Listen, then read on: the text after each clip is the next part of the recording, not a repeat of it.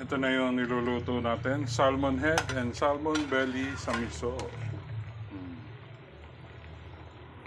Ay, tumapon. Yan. Luto na siya. Lalagay natin ang pechay. Ayaw kasi nila ng mustasa eh. Sa miso. Ako mas gusto ko yun. Pechay na lang. Yun ang gusto ni mother.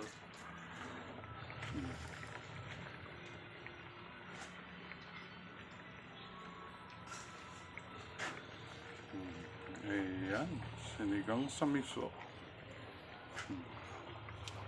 Konting kulo pa and it's done.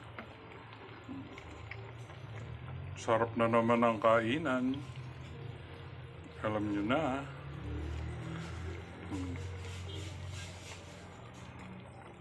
Ganda, di ba? Niluto yan ng pagmamahal.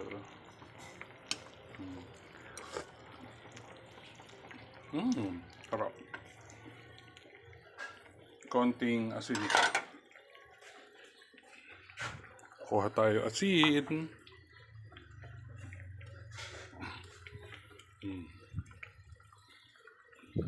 It's done.